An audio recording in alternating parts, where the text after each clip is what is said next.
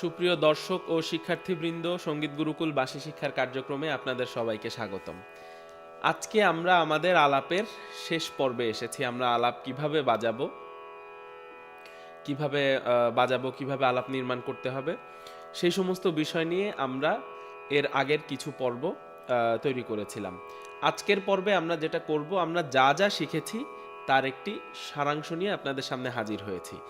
এই পর্বে আমি নোট বাই নোট আপনাদের আলাপ কোনো কিছু বলে দিব না, আমি শুধু কিছু আইডিয়া দিব এবং আমাদের যে পরিকল্পনাগুলো ছিল নির্মাণ করার আলাপের, সেগুলো নিয়েই একটু একটু কথা বলবো আর বেশি বেশি বাজাবো। তো আপনারা হয়তো এখান থেকে কিছু আইডিয়া পেতে পারেন এবং সামনে আলাপ কিভাবে নির্মাণ করতে হবে, বাজাতে হবে, সেটার একটা ধারণা পেয়ে যেতে পারেন। তাহলে আমরা শুরু করি। প্রথমে আমরা যেটা করি সেটা হচ্ছে আমরা আমাদের লোয়ার অক্টাভের যেই সা আছে, মধ্য সপ্তকের সা আছে, সেখান থেকে আমরা আমাদের আলাপ শুরু করি। তাহলে সাকে দেখানোর পর আমরা পায়ের দিকে যাই আরও মন্দ্রতে, এবং পা থেকে আমরা এই অংশটি সাতে এসে শেষ করি।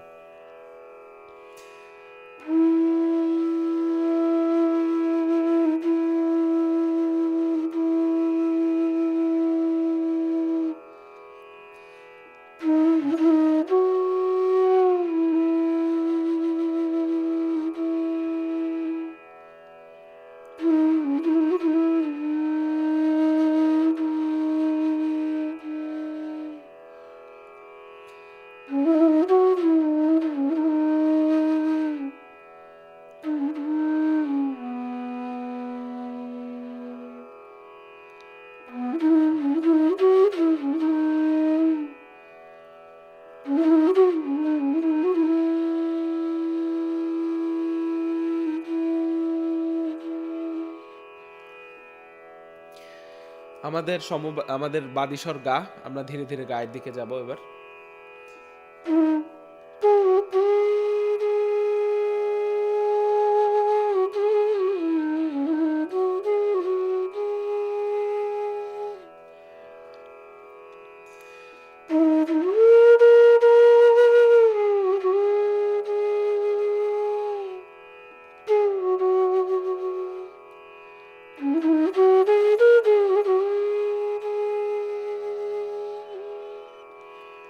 ধীরে ধীরে আমরা পায়ের দিকে যাব এবং পায়ের আশেপাশের নোটগুলো থেকে কিছু ফ্রেজ নিয়ে আমরা ধীরে ধীরে পাকে এস্টাবলিশ করে এরপরে সাইড দিকে যাব, ধীরে ধীরে তার সপ্তকের দিকে উঠব।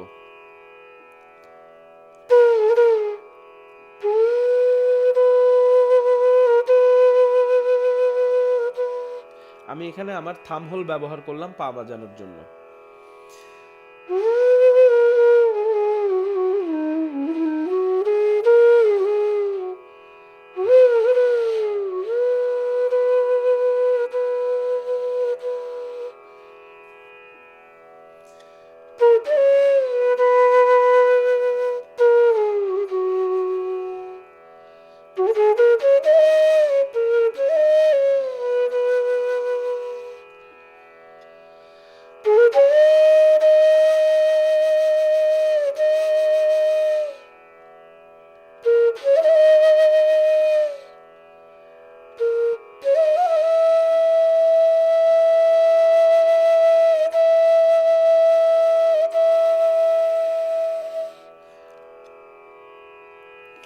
সাকে দেখানোর পর আমরা আরেকটু উপরে বাজাবো এবং আমাদের অক্টেভ জুড়ে বাজিয়ে আমরা আমাদের আলাপটাকে আবার শেষ করব।